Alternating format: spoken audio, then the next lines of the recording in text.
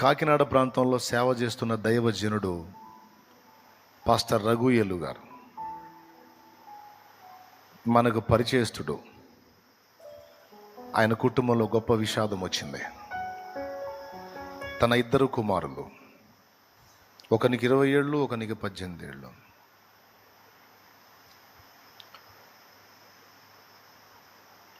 Kranti, Paul, Abhishek అనేటువంటి 2 పిల్లలు ఫ్రెండ్స్తో కలిసి గోదావరిలో స్నానం చేయడానికి వెళ్ళి 2 కొట్టుకుపోయారు.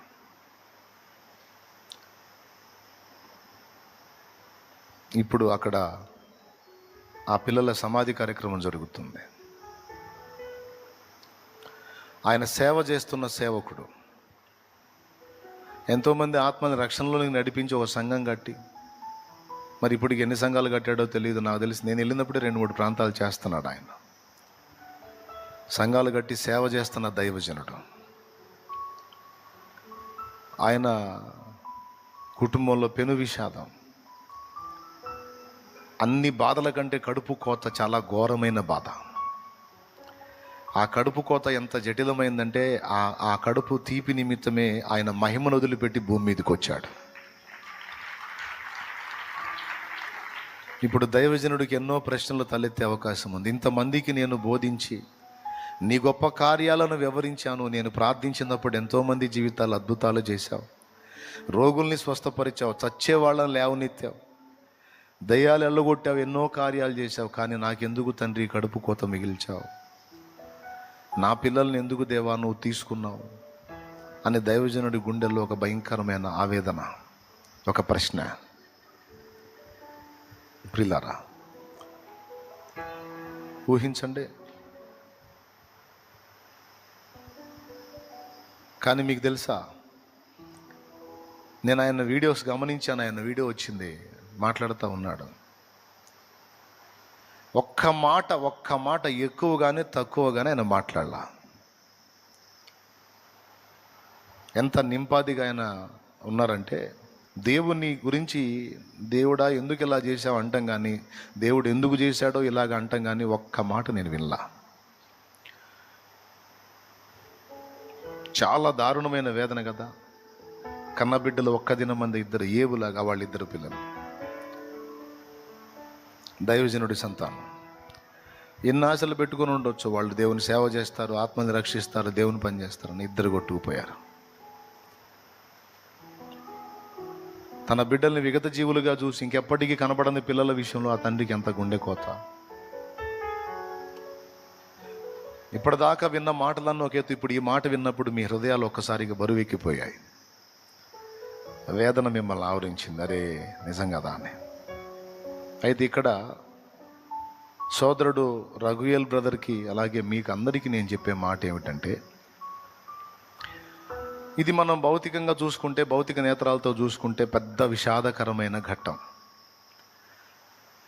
అది ఎవరికి వచ్చినా అది తట్టుకోలేని వేదన, అది ఎవరికి రావద్దు కూడా అనే మన మనసు కోరుకుంటుంది. కానీ ఇక్కడ మనం క్రీస్తు యేసునందు గుర్తుపెట్టుకోవాల్సింది ఒక్కటే విషయం. పాస్టర్ రఘుయేలు గారి పిల్లలు వాస్తవానికి చనిపోలేదు.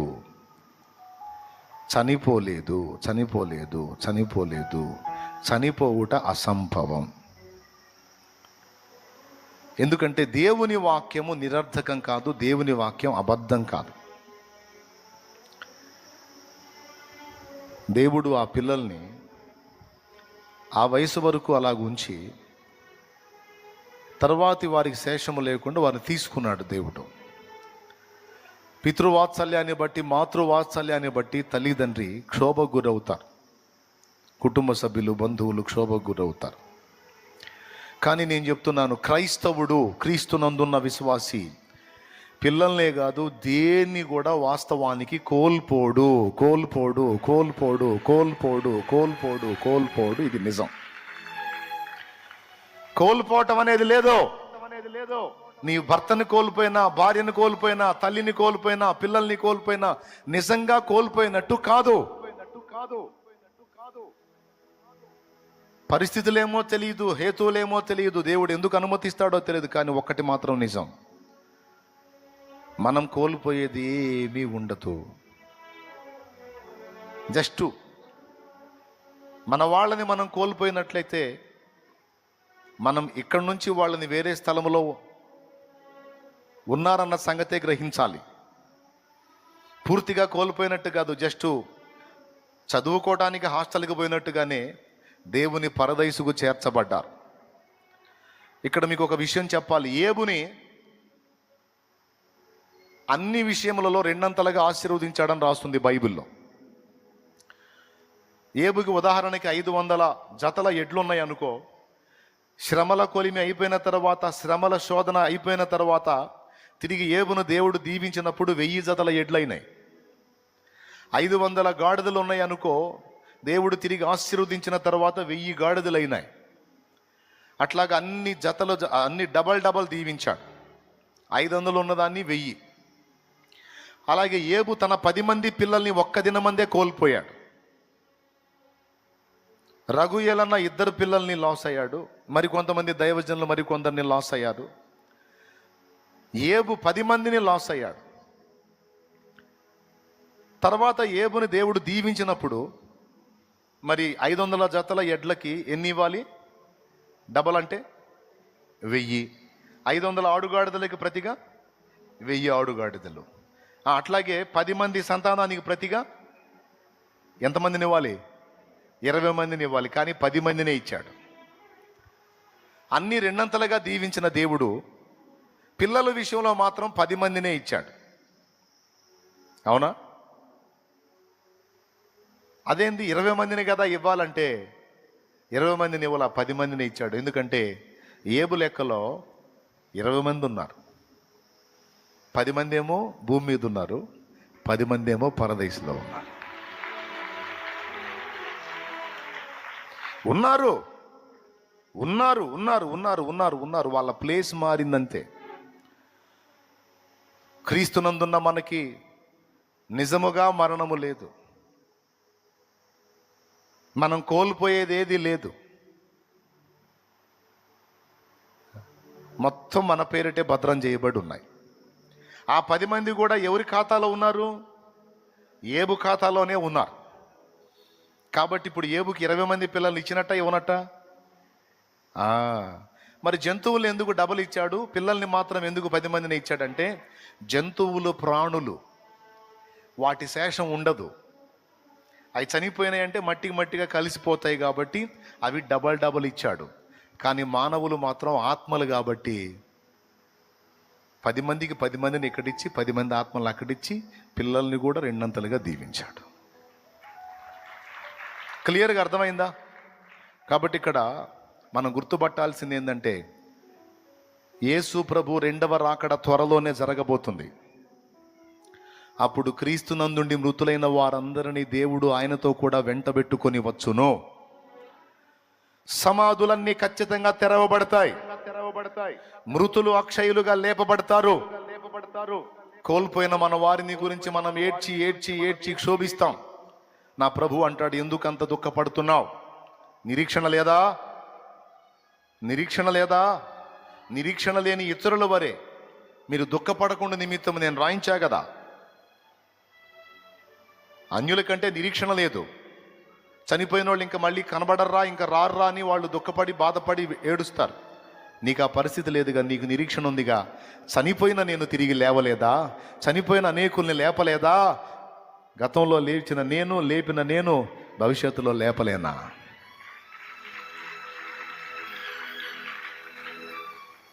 Praise the Lord, praise the Lord. నేను ఒక మాట చెప్తున్నాను. రఘుయేలుకు ఆ శోధన వచ్చింది అంటే,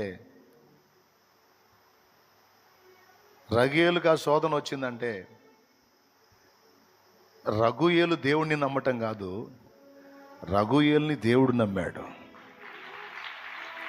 రఘుయేలుని దేవుడు నమ్మాడు.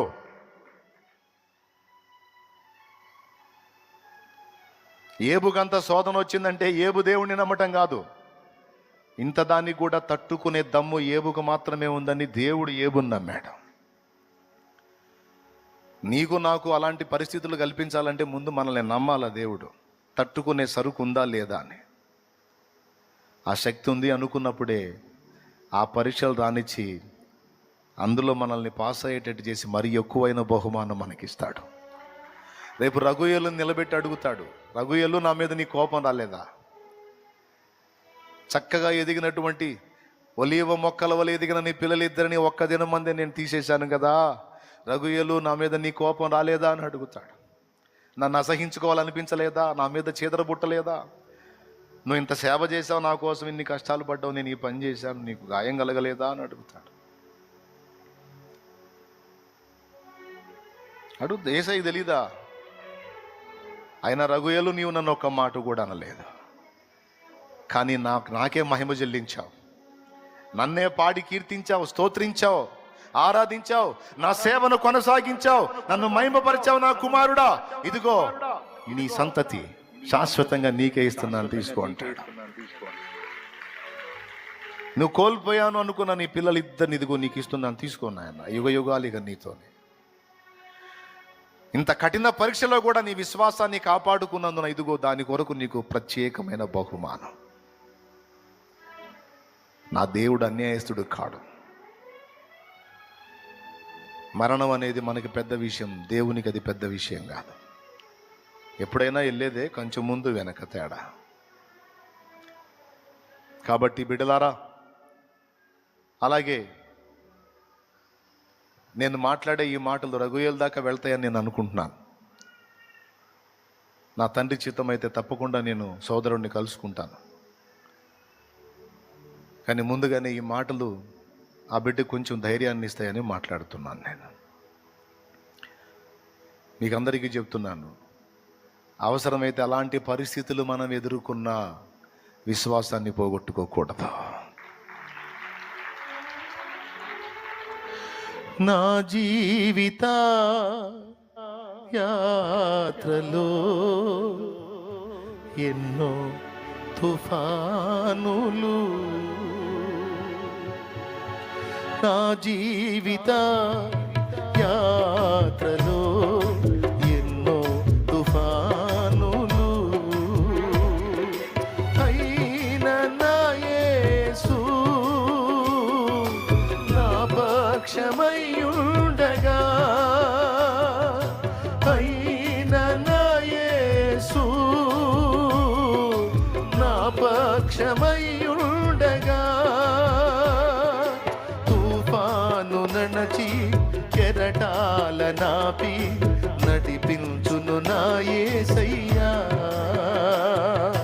తుఫాను నడచి కెరటాల నాపి నడిపించును నా యేసయ్యా, నా విశ్వాసవోడ యాత్ర కొనసాగుచున్నది, నా విశ్వాసవోడ యాత్ర కొనసాగుచున్నది, కొనసాగించే యేసు నాకు తోడుండగా,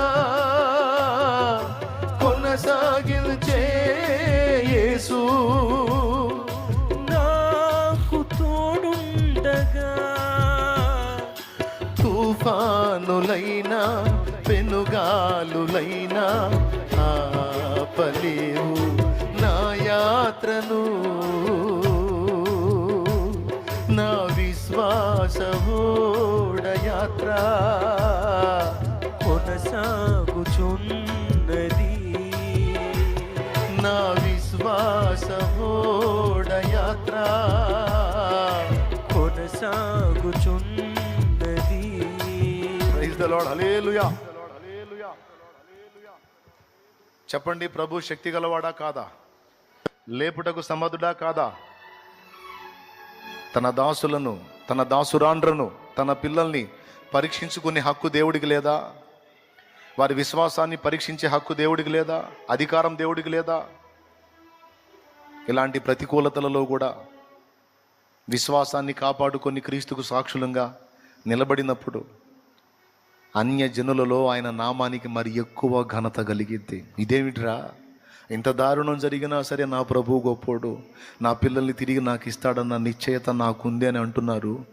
ఎంత నిరీక్షణ లేకపోతే, ఎంత వాస్తవం కాకపోతే, ఎంత నిశ్చయత లేకపోతే అంత గట్టిగా పట్టుబట్టారు అని అన్యజనులు ఆశ్చర్యపోయి అనేకులు ప్రభు వైపు తిరిగే అవకాశం ఉంది. దేవుడు గొప్ప కార్యాలను, గొప్ప అద్భుతాలను చేయటం ద్వారానే కాదు, గొప్ప విషాదాల ద్వారా కూడా దేవుడు తన పనిని జరిగించుకొనటానికి సమర్థుడు. కాబట్టి ఏది సంభవించినా